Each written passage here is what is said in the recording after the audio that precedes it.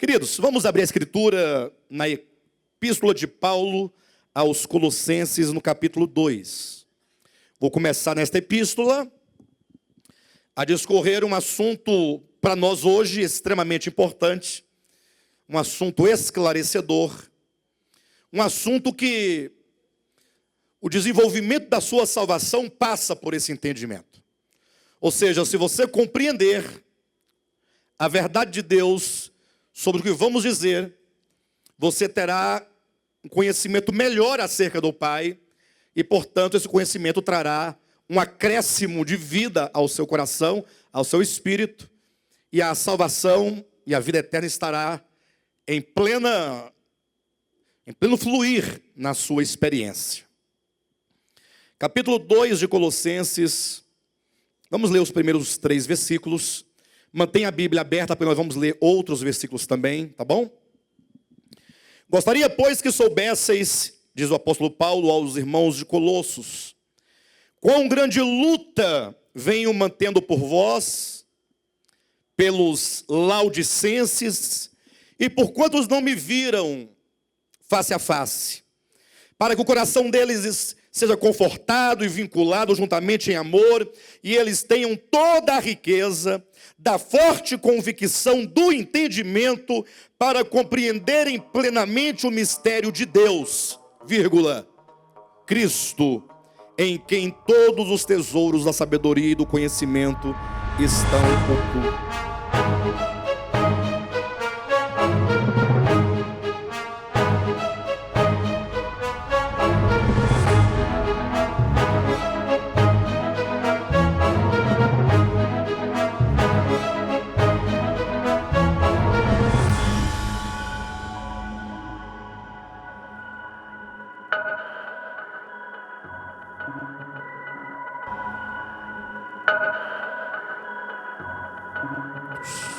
Amado, o apóstolo Paulo fala aqui, primeiramente, acerca de uma luta. Ele diz, olha, eu gostaria que vocês soubessem. Presta atenção nesse aspecto, nesse detalhe. Ele diz, eu gostaria que vocês soubessem a grande luta que eu tenho mantido por vós. A luta que eu tenho mantido pelos irmãos da igreja de Laodiceia. A luta que eu tenho mantido por quantos ainda não me viram face a face. Ou seja, Paulo tinha uma luta em prol do evangelho. Paulo tinha uma luta em prol da igreja, corpo de Cristo. Ele ainda viria a dizer, ou ele disse no capítulo anterior, que ele sofria para a edificação da igreja. Paulo era um homem zeloso. Agora eu pergunto para os irmãos, imagino, Paulo, o grande Saulo de Tarso, que veio a ser Paulo o apóstolo, no seu tempo dizia de uma grande luta. Eu me pergunto, ora, mas que luta, apóstolo Paulo? Que luta é esta? Porque afinal, primeiro, você é um apóstolo. Segundo, você recebeu grandes revelações de Deus. E tantas foram as revelações que Deus teve que colocar nele um espinho na carne. No sentido de, para que ele não se orgulhasse das grandes revelações que ele recebera do Senhor. E tantas eram as revelações que nem tudo ele pôde, ou ele recebeu autorização de Deus para comunicar à sua igreja. Eu imagino pelo menos naquele tempo, talvez se fosse hoje seria um outro momento, não sei também. O fato é que ele próprio declara dizendo, olha, a verdade de Deus é Cristo, é única. Porém, há muito acerca desta verdade única que eu não posso dizer a vocês, que não me foi permitido dizer a vocês. Mas eu continuo perguntando, e qual é o motivo, a razão, a circunstância desta luta do apóstolo? Eu diria para os irmãos que essa luta não começou com o apóstolo Paulo. Na verdade, se vocês lerem atentamente os 4 evangelhos, sobretudo o evangelho de João, vocês verão que quando o verbo de Deus, Cristo, se fez homem, se fez carne, então logo começou o seu ministério, ele também enfrentou grande luta a favor do evangelho, a favor da verdade. E a luta que Jesus passou, pela qual ele passou, a luta que Paulo aqui diz também que passava, era a forte resistência dos opositores da verdade. Cuidado, porque com as más interpretações, tá? Quando eu falo opositores da verdade, eu quero me dizer aqueles que se opõem, e não aqueles que, por não saberem, ou por outro motivo, a buscam. Entende? Então, por favor, recebam minhas palavras com coração puro, porque o meu coração está puro. Jesus Cristo, quando pregava entre os judeus do seu tempo, e olha que os judeus, eles tinham nas mãos a Torá, eles tinham os profetas, e eles tinham os salmos, eles tinham nas mãos o que hoje nós, cristãos, chamamos de Antigo Testamento, que para eles era a única Bíblia que eles possuíam. Não possuíam Mateus, Marcos, Lucas, isso veio depois. Só que agora vem Jesus. Quem é Jesus? Aí João responde: e o Verbo, que é Deus, se fez carne e tabernaculou entre os homens. Então é Deus andando entre os homens e ensinando ao seu povo, o povo de Israel, acerca do Pai, acerca do caráter do Pai, acerca do ser do Pai, acerca da vontade do Pai. Só que onde Jesus chegava, eu disse na quarta-feira passada, que Jesus era um ser estranho aqui na terra, sobretudo no meio do seu povo. E por que um ser estranho? Porque tudo o que ele dizia dava um problema. Tudo o que ele dizia acerca do Pai, na mente dos hebreus, dos judeus, e olha que eles não tinham somente a lei, a Torá, os profetas e salmos, eles tinham os rabinos, os mestres, os escribas, os fariseus, pessoas doutas. Então, a hermenêutica que eles tinham da Escritura, talvez, do ponto de vista meramente humano e não da revelação, seria muito melhor do que a nossa, do mundo ocidental, de um outro tempo, porque era o tempo deles, era a Bíblia deles, era a história deles, era a língua deles, era o tempo deles, a cultura deles, era tudo deles. Só que eles não conseguiram ver o Messias tão esperado na pessoa de Jesus de Nazaré. E aí então, quando Cristo falava, eles vinham questionar a Cristo. Lembram aquela situação, ou ocasião, quando levaram uma mulher, pega em flagrante ato de adultério, e eles desafiavam a Cristo dizendo: olha Jesus, está escrito, Moisés disse isso, e tu o que dizes? Eles colocavam ali Moisés e os profetas para dialogarem com Cristo. Eles queriam saber o que você pensa acerca disso. E não raras vezes eles intentaram matar a Cristo, precipitá-lo de espinhadeiro abaixo. Por quê?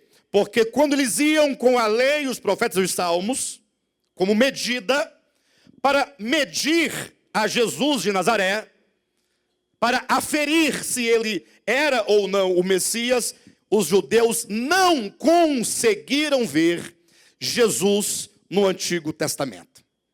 Não que não estivesse lá, eram eles que não conseguiam ver. Os judeus liam, mas não compreendiam. Lembra daquele momento em que Cristo disse para Nicodemos, e Nicodemos era um mestre em Israel. Jesus disse: como sendo você mestre em Israel, não sabe dessas coisas? Jesus ficou assim, primeiro uma palavra de espanto. Deveria saber, porque você é mestre em Israel. E olha que eu estou te falando das coisas aqui da terra. Agora ele diz: imagine se eu começar a falar das coisas celestiais. Você vai ficar maluco. Se tratando de coisas terrenas, vocês não entendem o que dirá se eu falar daquilo que eu vi e que eu tenho e que eu sou junto ao meu Pai Celestial. Então a vida de Cristo toda foi uma luta. A luta para que as pessoas compreendessem. Compreendessem o quê, pastor? Compreendessem que a verdade não é um conjunto de dogmas. Eu sei que na história da igreja há muita discussão e há muita luta, isso do ponto de vista histórico, hein? Estou falando de hoje não. Hoje nem existe isso, na verdade. Hoje só quem pensa isso são uma meia dúzia de pessoas, mas na história eu sei que há discussão sobre os livros da Bíblia, quais são canônicos, quais não são. Vocês sabem que a Bíblia católica, por exemplo, tem 7 livros a mais no Antigo Testamento. E há aqueles que falam que o Novo Testamento ainda faltam os livros chamados apócrifos, não sei de quem, de Tomé, de Maria Madalena. Ou seja, é uma discussão sem fim, que não gera absolutamente nada para ninguém. Porque a questão não é quantos livros há. Há aqueles que discutem dizendo, puxa, aqui em Colossenses, o apóstolo termina dizendo, olha, leia esta carta para os de Laodiceia e leia a carta que eu mandei para Laodiceia aqui na igreja de Colossos. Mas e qual é a carta de Paulo a Laodiceia? Vocês conhecem a carta de Paulo a Laodiceia? Mas ele diz que escreveu, mas não está aqui. Então ficam discutindo, a questão não é quantos livros tem, não é quantos capítulos possui a Bíblia, não é quantos versículos há. Toda a questão é qual é a finalidade da Escritura, por que Deus deu a Escritura, qual é o seu papel na história em relação ao homem. E os hebreus, então, por não compreenderem que a Escritura era um testemunho acerca daquele que haveria de vir, ocorreu que eles não reconheceram o Messias e acabaram por matar o Messias. Imagine só que erro terrível, porque se toda a esperança deles consistia pela chegada do Messias, quando o Messias chega, eles matam, porque não viram, porque não compreenderam, porque a sua leitura do seu livro estava equivocada. Era o olhar dos leitores do tempo de Cristo. Jesus, portanto, não foi sem luta o seu ministério. Várias e várias vezes esteve no enfrentamento. Capítulo 5 de João, por exemplo, Jesus cura um homem dia de sábado e o ordena que carregue o leito e que vá para a sua casa. Era um homem paralítico. Bastou isso para começar uma discussão. E aí os judeus vinham com qual argumento? Você, Jesus, olha para mim. Jesus olhava. Você é transgressor de Moisés, porque você faz o que não é lícito fazer em dia de sábado. Nunca lestes, Jesus, que lá em Gênesis capítulo 2, depois você lê em Êxodo capítulo 16, depois vai para Êxodo capítulo 20, e aí você pode seguir por toda a Torá, entrando pelos profetas, passando pelos salmos, que Deus ordenou que santificasse e guardasse o sábado. Os judeus, questionando a Cristo, por que você faz isso em dia de sábado? O mandamento é claro, é perfeito. Diz assim, que o próprio Deus descansou naquele dia, que o próprio Deus santificou aquele dia.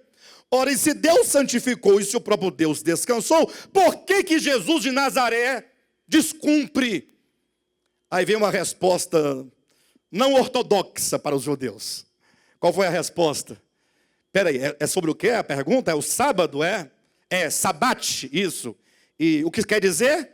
Descanso. Ah, muito bem. Fiquem sabendo vocês que o meu pai trabalha até agora. E eu trabalho também. Não foi uma resposta ortodoxa, foi? Isso fere ou feriu o orgulho judaizante de um povo que só conseguia ver nas escrituras dias da semana, só conseguia ver sacrifícios de animais, só conseguiam ver ofertas de bolo para Deus, como se Deus comesse bolo. Eles faziam bolo de fina flor de farinha, bem caprichado. Se fosse hoje, seria como se fosse um bolo de cenoura com aquele chocolate por cima. Aí faz bonito e vai levar para Deus. Eles faziam um bolo e levavam para Deus, segundo a lei mosaica, segundo o rito levítico. Mas Jesus fala, olha, vocês não conseguem perceber que tudo aquilo que está escrito lá atrás falava de outras coisas, de coisas superiores. A Escritura toda vai nos dar aqui o entendimento. Mesmo aqui em Colossenses capítulo 2, se você ler a partir do versículo 16 em diante. Se você ler Hebreus capítulo 10, versículo 1, que a lei é sombra de bens vindouros. Não era a realidade das coisas. Ou seja, aquilo que foi revelado no tempo antigo, a Moisés e aos profetas não era a revelação da verdade na sua manifestação. Era a revelação de Deus, sim, evidentemente. Mas era uma revelação que vinha na obscuridade. Obrigado. É isso, essas coisas vocês estão entendendo. Que veio na obscuridade de coisas, de modo que os judeus tinham orgulho do templo, dos sacerdotes, da estola sacerdotal, uma estola talar, à altura dos tornozelos. Tinham orgulho dos sacerdotes, dos sumos sacerdotes, dos ritos, das ofertas, dos dias de guarda, dos dias de descanso, de toda a lei levítica. E, portanto, eles não conseguiam ver que tudo aquilo não era aquilo. Por exemplo, se você observar, em um dado momento, você vai em Levítico, Deus fala assim para Moisés, ele ordena uma série de holocaustos e sacrifícios. E Moisés, então, passa para o povo e começa ritualmente e diariamente o rito dos sacrifícios de animais. Mas, de repente, você chega em Jeremias, e aí o mesmo Deus fala, eu nada pedi a respeito de sacrifício e holocausto. Calma, pessoal. Pastor, mas e aí? E aí que o problema está exatamente neste ponto. Quando Deus ordena os sacrifícios, ele não quer sacrifício. Mas ele ordena e não quer? Aqui é apenas uma pedagogia. Deus gostaria que os hebreus vissem em cada situação daquele rito, que eles contemplassem o Messias vindouro. Quando eles deixavam de ver naquilo que Deus ordenara temporariamente o Messias, aquilo perdia o sentido. E por que perdia o sentido? Porque não era aquilo. Era uma sombra. Era apenas uma pedagogia. Então, Deus manda, depois diz que não manda, ele ordena os sacrifícios para que vocês aprendam acerca daquele que virá. Mas se vocês não estão aprendendo nada acerca do que virá, e estão me oferecendo sangue de animais? Espera aí. Aí o profeta Isaías vai falar, vocês acham que eu bebo sangue? Davi vai falar no Salmo 50, vocês acham que eu como carne? Estão me oferecendo sangue e carne, e porventura eu como carne e bebo sangue, e porventura não são meus todos os animais da terra, para que você pudesse me dar algo a mim? Ou seja, os hebreus só conseguiam ver coisas e coisas e coisas e coisas, mas não conseguiam ver a essência. Agora, observe, existe uma essência na Escritura. E somente esta essência nos interessa. Qualquer coisa que não seja essa essência, não passa de invólucros temporais. Qualquer coisa que não seja essa essência, não passa de invólucros vazios, sem sentido, que para nada serve, a tal ponto de Paulo dizer que tudo aquilo ele deixou para trás por causa do conhecimento de Cristo Jesus. Quando ele viu Cristo, ele viu a essência. Quando ele viu Cristo de Deus, ele viu o cumprimento de todo o Antigo Testamento.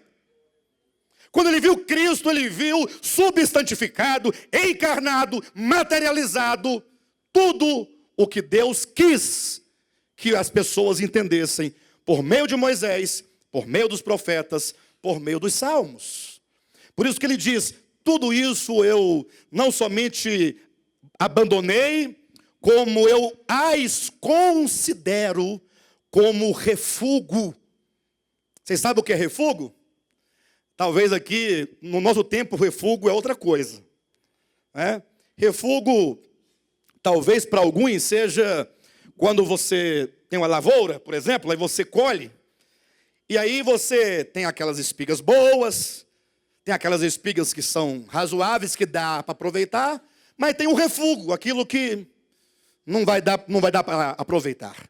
Mas no texto, quando Paulo escreve, ele usa uma palavra no grego que significa esterco. E se você ainda aprofundar, na raiz da palavra vai encontrar também um sentido de cachorro. O que tem a ver? Esterco ou cachorro? É esterco de cocô de cachorro. Paulo diz, tudo isso eu não somente abandonei, como eu considero como esterco, por causa do conhecimento de Cristo Jesus, o nosso Senhor. Paulo viu que todo o Antigo Testamento se cumpriu na pessoa maravilhosa e majestosa de Jesus Cristo. Não é sem razão que Cristo, uma vez acusado pelos fariseus de que ele trazia nova doutrina, ele diz, não, parou, calma, alto lá. Não penseis que eu vim destruir a lei e os profetas. Parem de bobagem. Vocês não entendem, gente. Eu vim cumprir. Mas ele não diz eu vim cumprir no sentido de eu vim obedecer cada preceito. Porque todo homem tem que estar sujeito a cada preceito. O termo cumprir tem um sentido que o próprio Jesus deu depois da sua ressurreição. Em Lucas capítulo 24, versículo 44 e 45 diz que estando Jesus com os 11, depois da sua ressurreição, disse-lhes, vocês não se lembram que eu havia dito lá atrás, que importava que tudo aquilo que estava escrito a meu respeito na lei, nos profetas, nos salmos, se cumprisse? Vocês lembram que eu disse que tinha que ser cumprido? Aí diz o versículo 45, então lhes abriu o entendimento para compreenderem as Escrituras. Puxa vida, tem um momento em que o entendimento é aberto para você compreender as Escrituras, que dão testemunho dele. Ele é que é. E agora Paulo, no seu tempo, trava também uma luta. Uma luta. Por quê? Porque agora, por onde ele ia pregando, mesmo no mundo gentílico, tinham aqueles que iam atrás. Qual foi a cidade que Paulo abriu igreja? Foi em tal lugar. Era só Paulo sair, chegavam os judaizantes, querendo introduzir a lei no meio do evangelho. Daqui a pouco, lá estava a igreja de tal lugar com problema. Pensa no ribuliço que ficava aquela igreja. Os irmãos, e agora? E agora que tem que circuncidar, tem que fazer, tem que acontecer. Aí lá vinha Paulo desesperado, escreveu uma carta para esclarecer. E ele diz, olha, a pregação do evangelho, a elucidação da verdade, consiste numa batalha. Mas não é contra carne e sangue. É uma batalha que se trava nas regiões celestiais.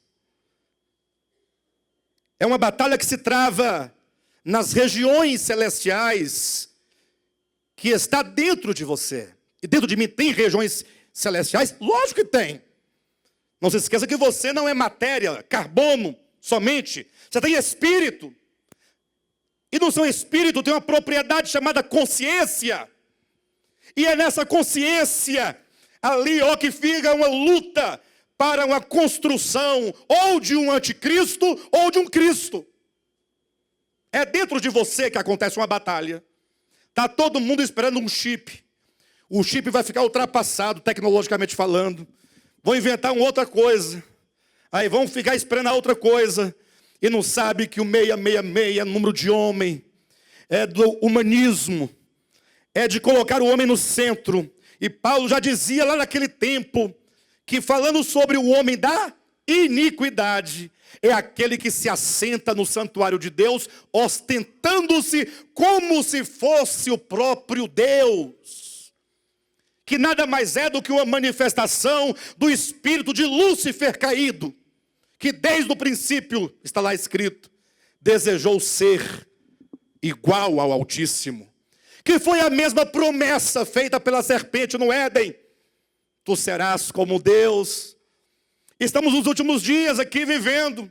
E os homens não estão se apercebendo da gravidade da situação. Paulo travava, portanto, uma luta em oração, na meditação, na pregação. Para quê? Colossenses capítulo 2, versículo 2.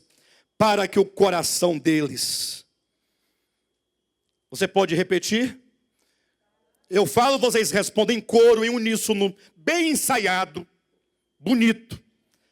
Para que o coração deles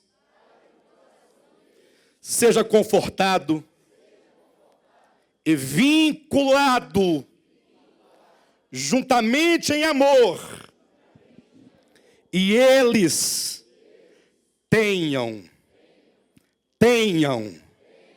diga assim, tenham toda a riqueza, aleluia, toda a riqueza. Que riqueza é essa? Será que é a teologia da prosperidade? Para que eles tenham toda a riqueza da forte convicção,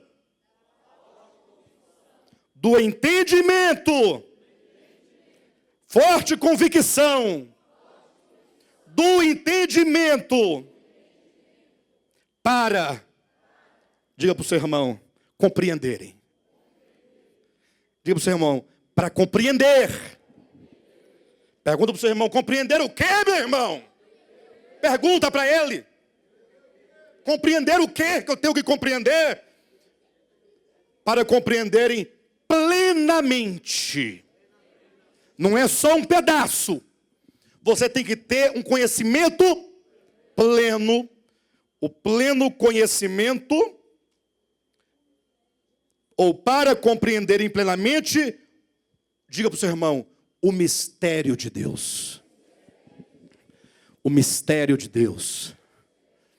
O mistério de Deus. O mistério de Deus. Ore a Deus e diga, Senhor, eu quero compreender o teu mistério. Eu quero compreender esse mistério.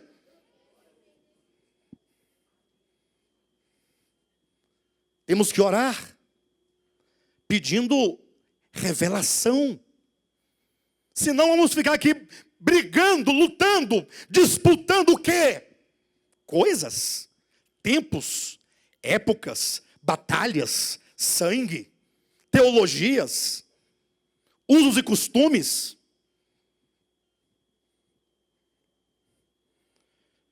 Para compreenderem plenamente o mistério de Deus, vírgula, Cristo. Diga Cristo. Cristo. Gente, Paulo diz, a minha luta é para que vocês tenham a forte convicção de Cristo. Mas o que tem Cristo? Todo mundo sabe que Cristo é bom. Todo mundo sabe que Ele morreu pelos nossos pecados. Talvez seja por saber apenas isso, é que o mundo cristão está do jeito que está. Por não conhecer a Cristo. Não saber exatamente quem é Cristo. Versículo 3 diz, em quem? Em Cristo. É nele. É nele. Desculpe me colocar dessa maneira. Desculpe me colocar dessa maneira.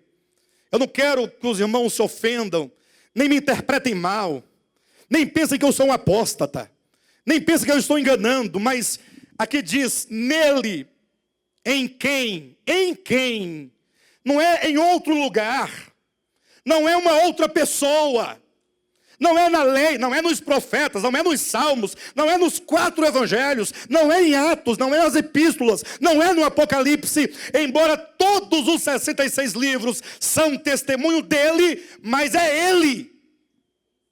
É ele. Você pode carregar a Bíblia debaixo do seu braço, pode ler 300 vezes, pode decorá-la, pode fazer teologia, ser bom teólogo, você pode fazer teologia sistemática à vontade, teologia pastoral, teologia bíblica. Você pode ir para a terra de Israel, conhecer a geografia de Israel, pode conhecer hebraico, aramaico, grego, o que você quiser. Você pode fazer até presépio de Natal na sua casa, não tem problema nenhum. O problema é que não é em nada disso. É em quem? Em quem? É numa pessoa viva, ressurreta, que está entronizado. Pastor, está entronizado, lógico, pela sua obra. Mas não se esqueça que ele é mais ainda do que isso. E eu vou demonstrar para vocês aqui em Colossenses. Em quem, versículo 4, ou melhor, versículo 3. Em quem alguns tesouros da sabedoria e do conhecimento estão ocultos. Hã? Todos? Espera aí.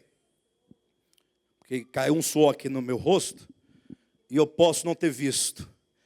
Em quem todos os conhecimentos, ou melhor, todos os tesouros, aleluia, em quem todos os tesouros da sabedoria e do conhecimento estão ocultos.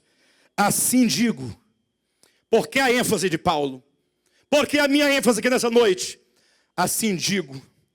Você tem que ter a firme, a forte convicção do entendimento, para você compreender plenamente o mistério de Deus que é Cristo, em quem todos os tesouros da sabedoria e do conhecimento estão ocultos. E assim digo, para que ninguém vos engane com raciocínios falazes.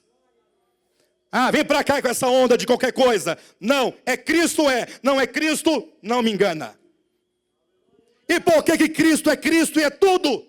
Pastor, mas Cristo, tudo bem, eu sei que Ele é grande, eu sei que Ele é poderoso, que Ele salva, cura, batiza com o Espírito Santo, não tem esse negócio? Que Ele faz isso, aquilo, outro, mas tem mais coisa, pastor? Não tem. Não tem mais nada além de Cristo. Quanto ao Evangelho, quanto à sua vida, quanto à tua experiência com Deus, não há. Ele é tudo. Não há. Ele é tudo. E eu vou demonstrar para vocês. Versículo 4, assim digo, para que ninguém vos engane com raciocínios falazes. Aí eu vou demonstrar primeiramente a grandeza de Cristo, pelo que Ele é. Depois eu vou mostrar a grandeza de Cristo, aquilo que Ele fez por você. Se sobrar alguma coisa, alguém levante a mão e fala, pastor, tem uma coisa que não está nele. Está aqui, leia comigo, capítulo 1 de Colossenses, versículo 13 em diante. Ou melhor, versículo 15 em diante. Falando dele, desse Cristo. É porque Paulo está dizendo, olha gente, ele é tudo, tudo, tudo, tudo. E você não pode ser enganado com outra coisa que não seja ele. Ele. Vocês entendem? Tem que ser Ele. E qualquer outra coisa pode até me ajudar, mas para me conduzir a Ele. Se não for para conduzir a Ele, também não serve. Qualquer outra coisa, se não for para conduzir a Ele, não serve. Versículo 15. Este. Quem é este? Como é que eu sei? Aí eu leio lá no 13, ó. Ele. Quem é Ele? Não. Quando você encontrar um pronome, você tem que buscar um antecedente, acerca de quem está dizendo. Ele do versículo 13, está no versículo 2, dando graças ao Pai, em que vos fez idôneo a parte que vos cabe da herança dos santos na luz. Ele quem? O Pai nos libertou do império das trevas e nos transportou para o reino do Filho do seu amor, no qual, quem é o no qual aqui? Em quem? No Filho temos a redenção, a remissão dos pecados. Este quem é? O Filho. Não é aquele, se fosse aquele era o Pai. Este, que eu acabei de mencionar, o Filho do amor do Pai. Este é. Quando a Bíblia fala sobre o Filho, não está falando da obra terrena meramente que Ele fez à terra. Fala da sua divindade. Aponta para o ser. Escute bem essa palavra, ser. Pastor, por que eu tenho que escutar essa palavra ser?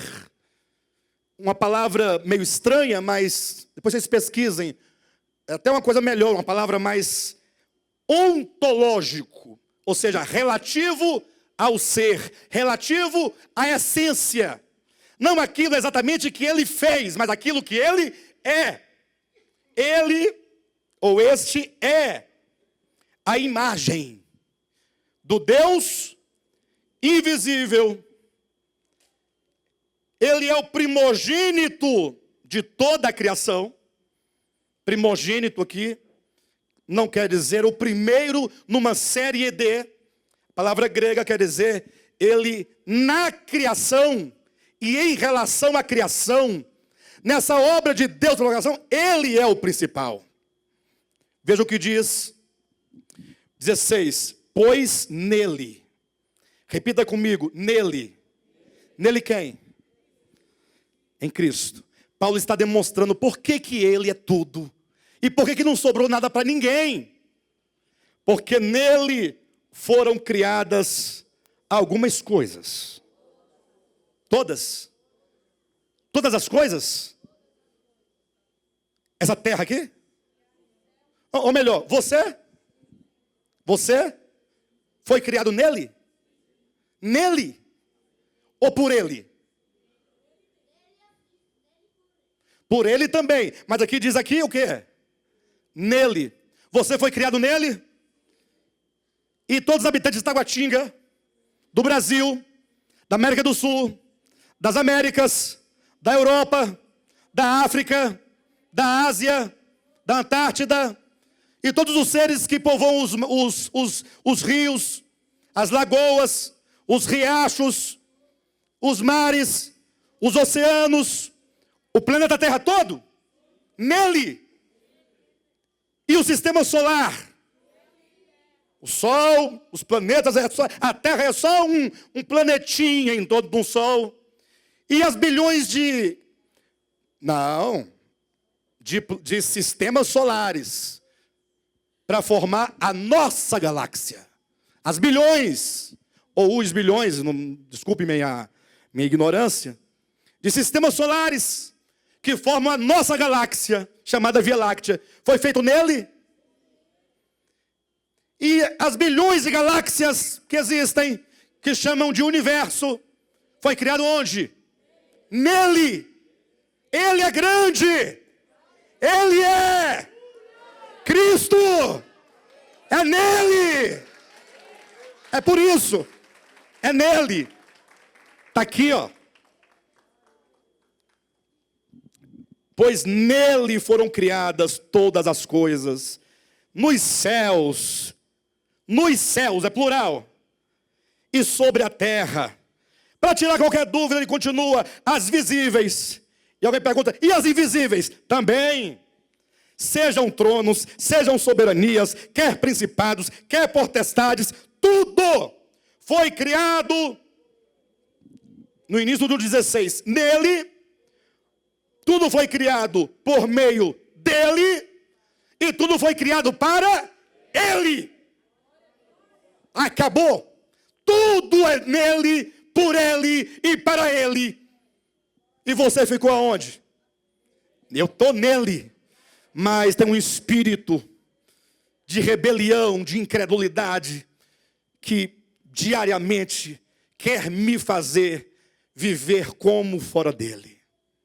Pecado, que quer que eu me sinta poderoso, que quer que eu me sinta valente, que eu me sinta autossuficiente. E nós temos que desenvolver uma consciência que tudo existe nele, por meio dele e para ele. Ele é antes de todas as coisas. Nele, algumas coisas subsistem. Nele, todas as coisas, ou nele tudo subsiste. Então aqui o apóstolo está falando assim, vocês conseguem dimensionar Cristo? Entender? Pastor, tudo bem, mas e o Antigo Testamento ou o Novo? São testemunhas dele, falam dele, mas não são ele. Não são. Ele é antes de todas as coisas, inclusive antes da escrita. sem nenhum desprezo, nem à Escritura, nem a qualquer outros livros bons que falam sobre Cristo. Tudo que fala sobre Cristo, se fala a verdade, é bom e útil para a edificação, para a correção, para a exortação. Mas os seus olhos e coração devem entender que Ele é antes de todas as coisas, nele tudo subsiste. E aí o apóstolo Paulo, no capítulo 2, a partir aqui do versículo 8, ele começa nova advertência. Agora ele quer mostrar o que ele fez por você. Você já viu que em relação ao universo ele é tudo. Primeiro, porque nada existe fora dele. Segundo, porque nada existe que não tenha sido feito por ele. Terceiro, nada existe que não seja para ele. Tudo é dele. Agora, e eu, de modo particular, o que ele fez por mim? Capítulo 2, versículo 8 diz: cuidado, que ninguém significa, sabe o quê? Nem o bispo Alexandre. Sabiam disso? Para quem não sabe, me apresento. Eu sou o bispo Alexandre.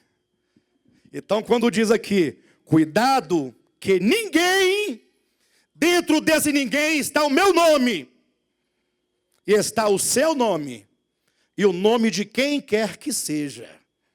Cuidado para que ninguém vos venha a enredar. Para vir enredar tem a sua raiz. Para falar de uma rede que um pescador coloca. Alguém já pescou de rede aqui? Deixa eu ver. Leva na mão, Juracê.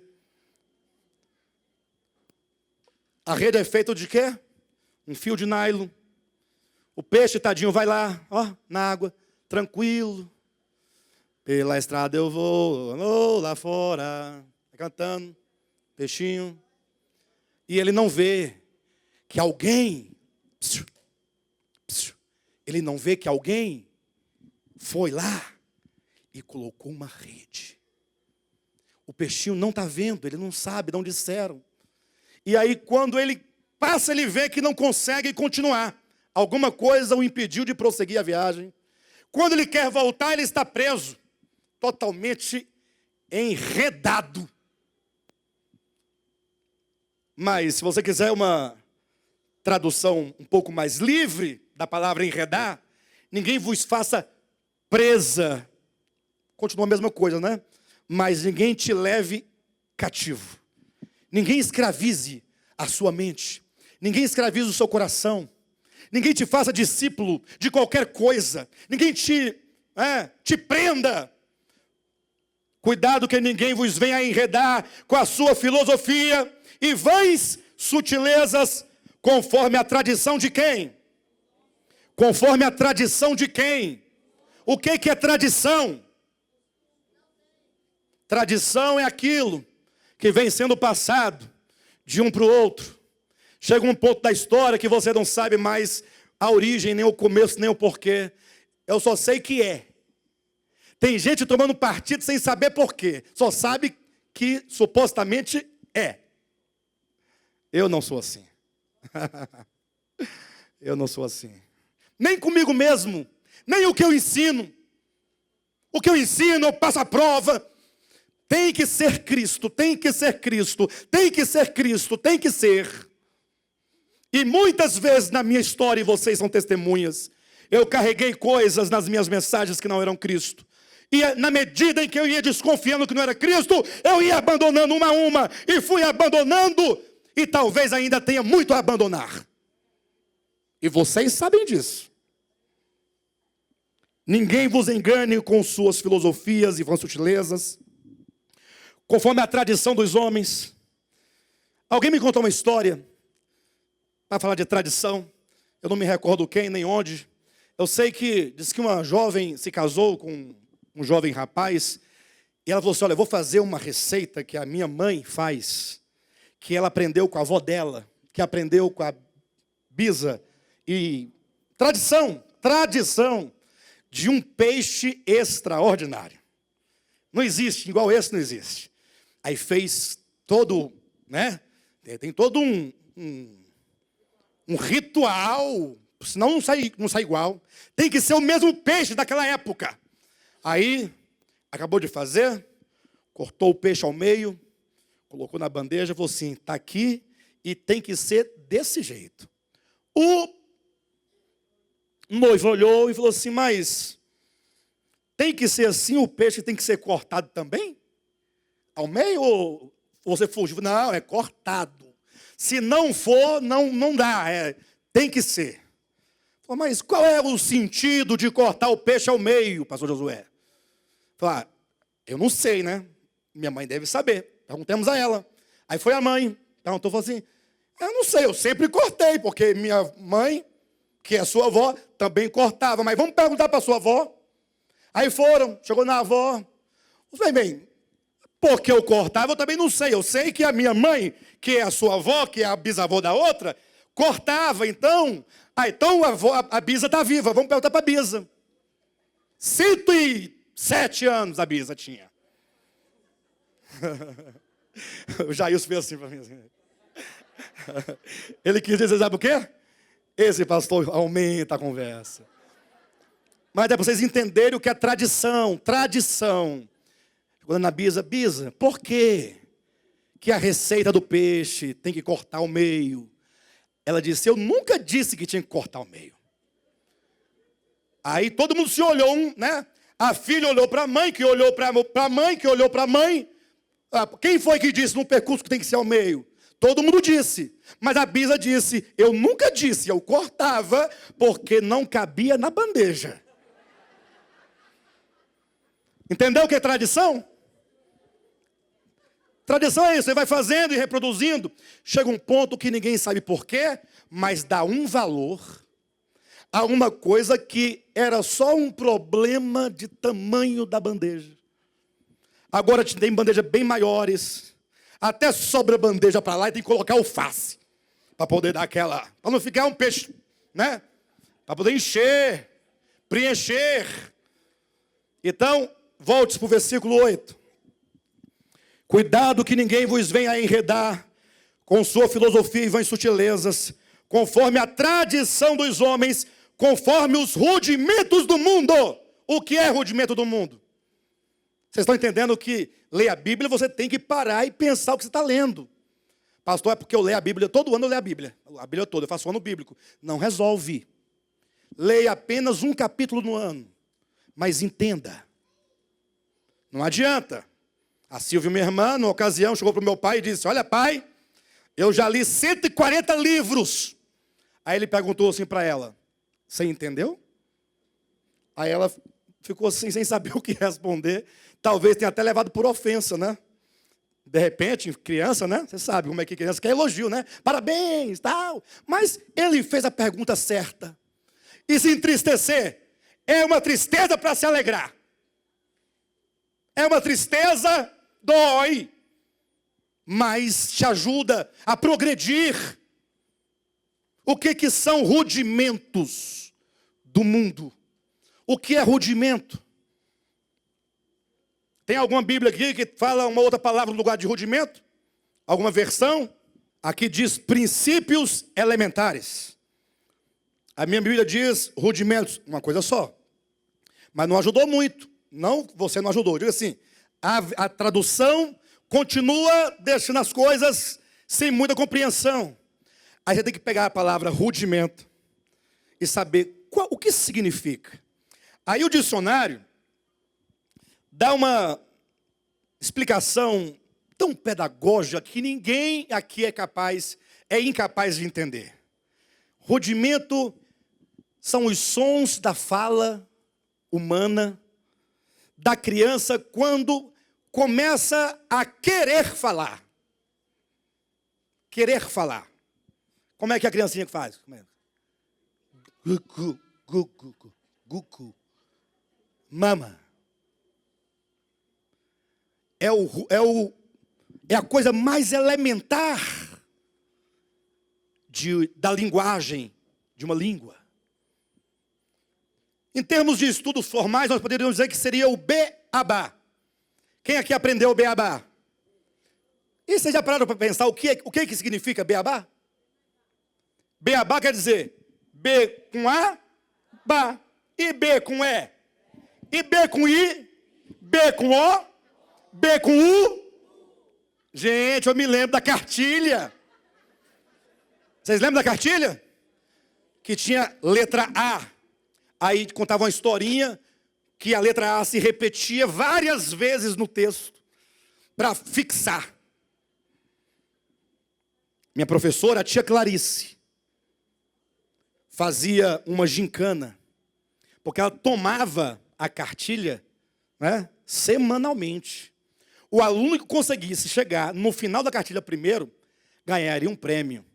Aí, como a gente fica vacilando, aí na hora da reza lá do beabá, não saía como tinha que sair. Então, próxima semana, repete essa lição. Aqui, eu me lembro que eu fiquei em segundo lugar na leitura do beabá, da cartilha. Ainda teve um que chegou primeiro do que eu. Chamava-se Alexandre Prado. E eu, Alexandre, tem alguma coisa com esse nome aí. Mas não é Cristo. Cuidado, porque os homens gostam de olhar para os líderes como se eles fossem alguma coisa e não são nada. São irmãos que na trajetória ajuda no processo e que está no mesmíssimo processo de todo mundo. Fiz essa correção em razão de uma brincadeira que fiz. Entendeu? Para a palavra não voltar como um bumerangue.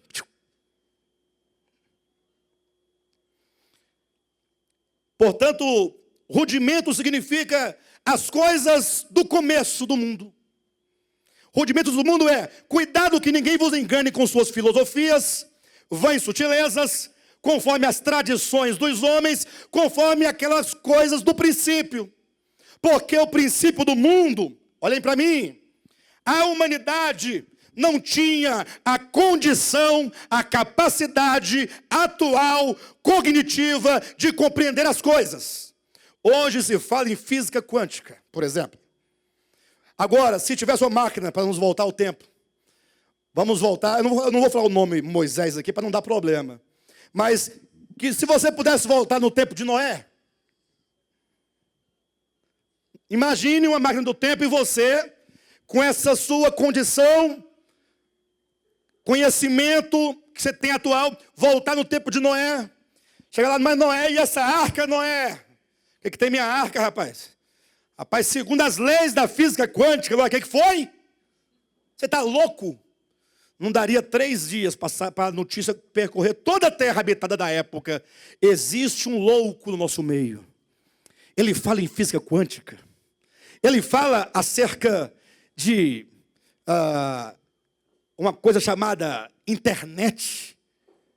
Ele fala acerca de celular, tablet, iPhone, televisor de plasma, de LED, 60 polegadas. Vocês entendem? O homem do princípio não tinha como compreender nada, nem sobre Deus, nem sobre si mesmo. Aí eles viviam o quê? Viviam no que era possível. No que era possível compreender.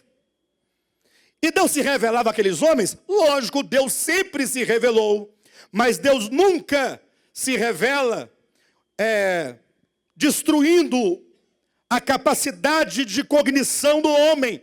É como que Deus faz, eu vou acompanhar o homem na história. Devagarzinho eu vou revelando. Para esse homem que eu estou dizendo, é apenas uma sombra, mas eu quero dizer de algo que virá. Para esse homem, isso aqui é apenas uma circunstância, mas eu quero conduzi-lo para aquele que é. Então, quando fala sobre rudimentos do mundo, fala das coisas do princípio do mundo. Ou seja, pleno século 21, vamos ficar discutindo coisas do século 8º antes de Cristo, do tempo de Homero, dos mitos, da Odisseia. Não, gente, para. Não interessa se é filosofia, se é tradição dos homens, se é rudimento do mundo. O que tem que prevalecer é cuidado, que ninguém te faça presa sua por meio de qualquer coisa que não seja o quê? Lê na sua Bíblia, versículo 8. Que não seja o quê? Ou seja, você tem que se tornar cativo, mas cativo de Cristo, cativo da verdade. O texto diz: ninguém vos engane ou vos venha enredar, ninguém prenda você com a sua filosofia, ou com as suas sutilezas, com a tradição dos homens, com os rudimentos do mundo, e não segundo Cristo. Quando diz e não segundo Cristo, quer dizer, você tem que ter a mente cativa a Cristo.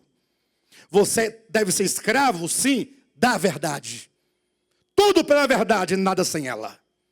E a verdade é uma pessoa, chama-se Jesus Cristo. Ele disse: eu sou o caminho, a verdade e a vida. Quando ele disse isso, esse texto não estava escrito, mas lá estava ele quanto verdade. O texto veio depois. O texto é importante? É. Mas aqui tem uma pessoa dizendo: eu sou a verdade. 50 anos depois, veio João e escreveu essa frase. Mas antes de João escrever a frase, ele disse: aqui estou, eu sou a verdade. Aí diz: porquanto. Por que tem que ser Cristo, hein, gente? Por que tem que ser Cristo, hein, pessoal? Por que Cristo, somente Cristo e nada sem Ele? Por que tudo Ele? Gente, porque nele... Gente, porque nele habita corporalmente toda a plenitude da divindade. Não sobrou nada, é tudo nele. A plenitude da divindade. Aí começa a falar sobre você, olha. Também nele estais aperfeiçoados. Sabe em quem você está aperfeiçoado? Nele. Não adianta você fazer qualquer outra coisa. Nada te trará aperfeiçoamento. É nele que você está aperfeiçoado. Ele é o cabeça de todo principado e potestade. Também nele estáis aperfeiçoados, tal. Versículo 11. Nele também fostes circuncidados, não por intermédio de mãos, mas no despojamento do corpo da carne, que é a circuncisão de Cristo. Nele, tendo sido sepultados juntamente com ele no batismo, no qual igualmente fostes ressuscitados, mediante a fé no poder de Deus que ressuscita dentre os mortos, e a vós outros que estáveis mortos, pelas vossas transgressões e pela incircuncisão da vossa carne, ele vos deu vida, juntamente com ele, perdoando todos os vossos pecados, delitos e pecados. Poxa, nele eu estou aperfeiçoado, nele eu estou circuncidado, não a circuncisão da carne, tampouco a circuncisão de água de batismo. Pastor, minha Bíblia diz, pelo batismo. Mas é porque o batismo fala de uma experiência. E o rito batismal aponta para essa experiência. Qual a experiência? De você ter sido unido a Ele, está aqui no texto, na sua morte. E semelhantemente ressurreto juntamente com Ele. Ele vos deu vida. Ele perdoou todos os vossos pecados, tendo cancelado o escrito de dívida que era contra nós e que constava de ordenanças, o qual nos era prejudicial.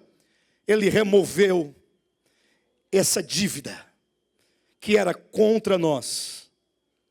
Mas não é uma dívida, desculpe-me. A dívida seria o versículo anterior, os pecados.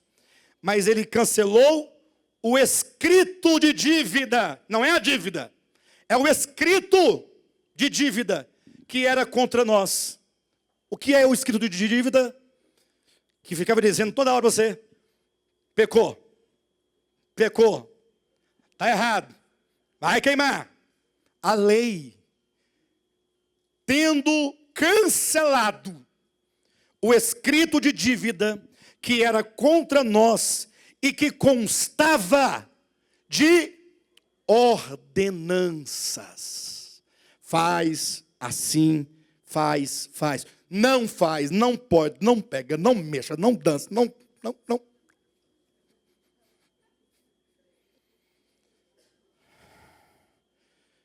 O qual nos era prejudicial, removeu-o inteiramente, encravando-o onde? Na cruz. Na cruz foi cravado o escrito de dívida. Aí está lá o Satanás, está lá os principados caídos de Satanás, está lá as potestades caídas de Satanás, está lá os demônios de Satanás, está os homens perversos acusadores de Satanás, tudo apontando os seus erros. Mas quando Cristo pegou o escrito de dívida, pegou aquele pacto que era da condenação e da morte, que era constituído ou que constava de ordenanças, que ele removeu, não pelas metades, mas inteiramente, e encravou na cruz. O que aconteceu com aquela turma toda lá, que eu falei? O diabo, Satanás, principados, potestades, e os homens acusadores de todo mundo, que quer te acusar. E despojando os principados e as potestades, publicamente os expôs ao desprezo.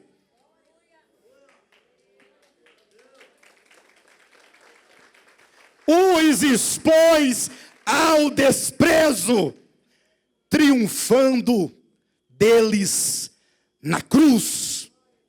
Acabou a acusação, acabou a culpa. Você crê em Cristo? Você não tem culpa. Mas eu tenho. Quando eu erro, eu tenho culpa. Não. Quando você erra, você tem que se lembrar. Cristo já removeu. Aí você diz: Senhor, o teu sangue purifica meus pecados. O teu Espírito gera em mim arrependimento. Senhor, eu sou teu, porque fui comprado pelo teu precioso sangue. E aí o principado, potestade, dominador, quem quer que seja, fica exposto ao desprezo, porque Cristo já triunfou sobre todos eles na cruz do Calvário. Quando ali estava um homem sem mácula, sem ruga, sem mancha, sem dolo, sem defeito. Resumindo, como ele próprio disse, aí vem o príncipe deste mundo e ele nada tem em mim. Quando esse Cristo Jesus estava crucificado, e dali ele expressava a maior expressão que o homem pôde ver com os olhos físicos de Deus sobre a terra. Um homem rejeitado, humilhado, cuspido, insultado, zombado, escarnecido, sendo Deus, agora feito homem, na cruz, sentindo e vivendo como homem, como diz Paulo, a nossa semelhança, carne e sangue. E apenas expressava o que é a verdade, dizendo: Pai, perdoa-lhes. Não, perdoa não. Não. Parou. Aí é demais. Tudo bem, perdoar o irmão que te deve R$15, tudo bem.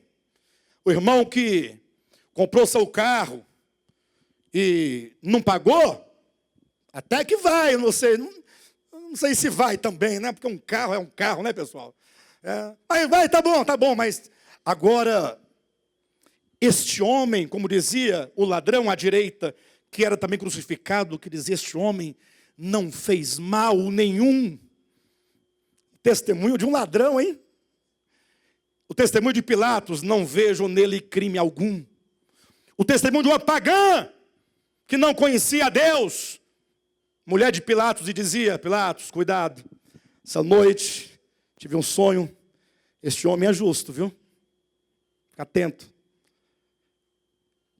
Um homem, mas que era Deus encarnado, e ali manifestava o Pai aos homens.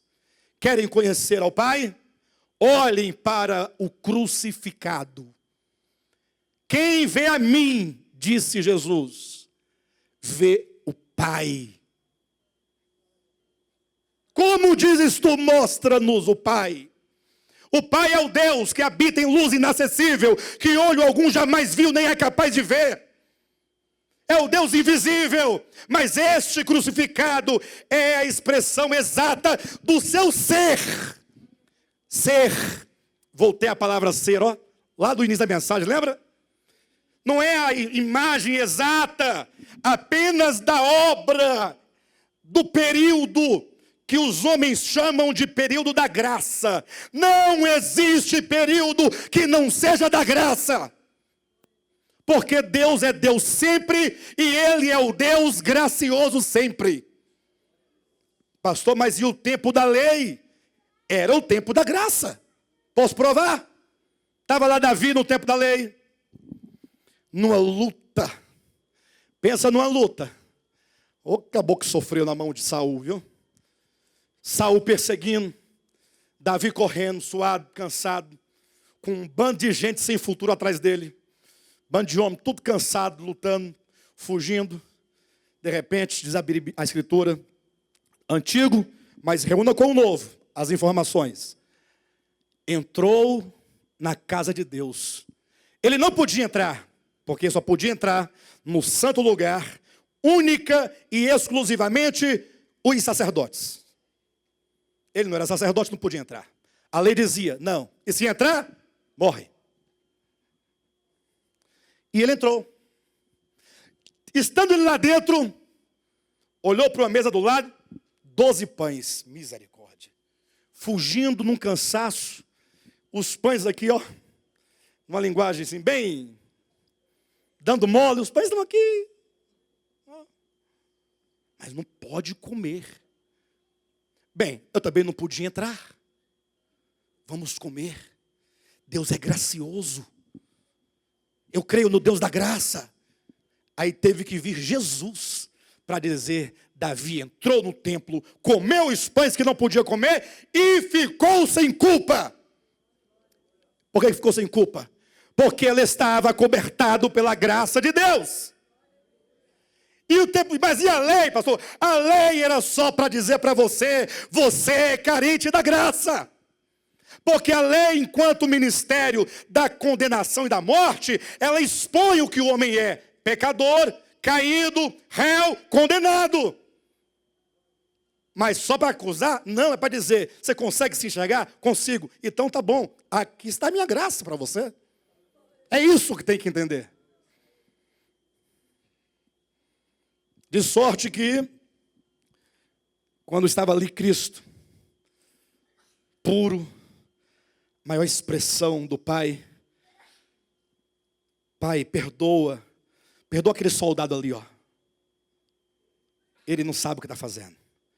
Passou um e cuspiu na face. Ele disse, Pai, perdoa esse aí também. Ele não sabe o que faz. E aí ele olhou para o lado, tinha aquele que deu com a cana na cabeça dele na noite passada, lembra? Que pegou a coroa de espinho, colocou e bateu para cravar. Perdoa, ele não sabe o que faz. E aquele outro está correndo, fugindo, que é Judas, tá? Não sabe. E o outro não sabe. Mas como não sabe? Pai, lembra lá que o Senhor próprio disse para Jonas, que aquele povo de Nínive era um povo que não sabia discernir a mão direita da esquerda. Pai, é uma questão das trevas. Pai, existe um engano que seduz as pessoas e elas não podem ver. Estão cegas. Tem que ter luz. Pecado é treva, pecado é ignorância. Pecado ofende a Deus, lógico. Não justifica nada. Mas Deus, na sua expressão, porque ele é a expressão exata. Aí o bispo Josué, semana passada, usou um termo.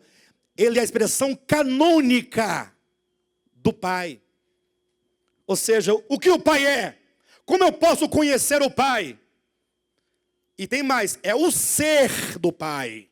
Quando fala do ser, não depende de Adão, não depende de Noé, não depende de Moisés, não depende de Davi, não depende do homem, nem da história, nem dos tempos. O ser de Deus é um só. Tiago, falando do ser de Deus, falou o seguinte: nele não há sombra de mudança e nem variação. Não é igual o clima que varia, que muda. Deus não muda. Ele é um. Ele não muda. Ele é amor e sempre foi graça, justiça, bondade e tudo mais. Eu falaria hoje sobre a justiça de Deus, mas o tempo não me permitiu falar. Foi o tempo que não me permitiu. Mas eu vou falar para os irmãos sobre a justiça de Deus. Igual eu falei hoje, mostrando Cristo, tanto no aspecto do que Ele é para o cosmo, quanto da obra que Ele realizou por você, perdoando todos os seus pecados.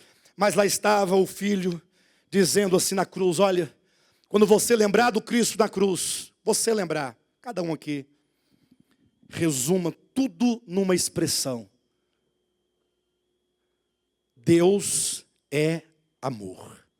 Porque Deus estava em Cristo, reconciliando consigo meia dúzia de pessoas. Não. Reconciliando consigo o mundo, não imputando aos homens as suas transgressões, mas nos confiando a palavra da reconciliação.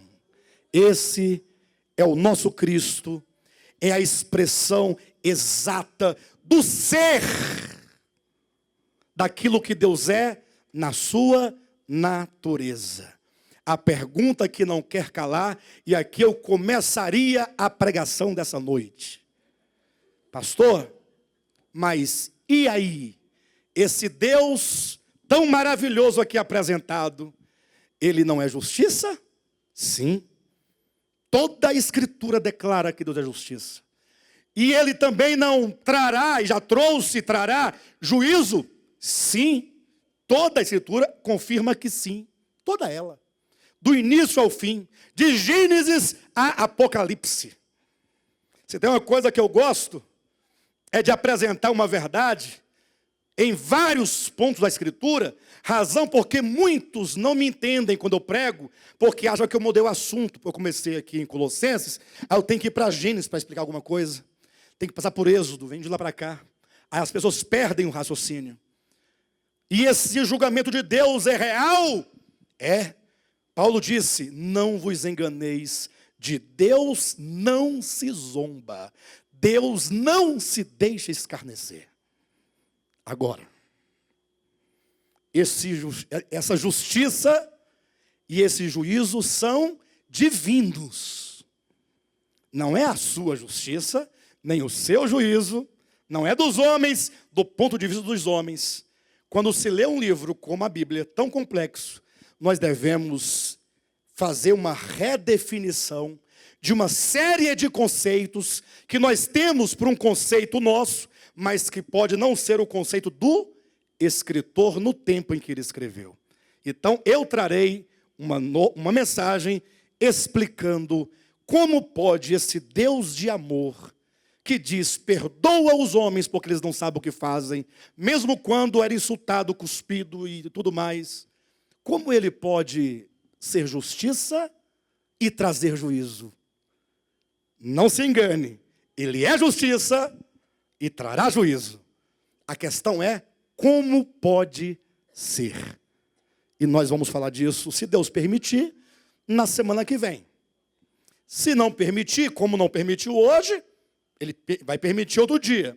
Por todos os efeitos, eu escrevi 5 textos, cada um com média de 8 a 15 folhas, varia. Tem uns que tem 8, 10, 11, páginas, laudas, explicando sobre essa questão do juízo de Deus. Eu mandei para vários irmãos, está disponível. Não adianta ficar colhendo versículos. Se você quiser colher, pastor, em Sodoma e Gomorra, o que é que tem? Juízo.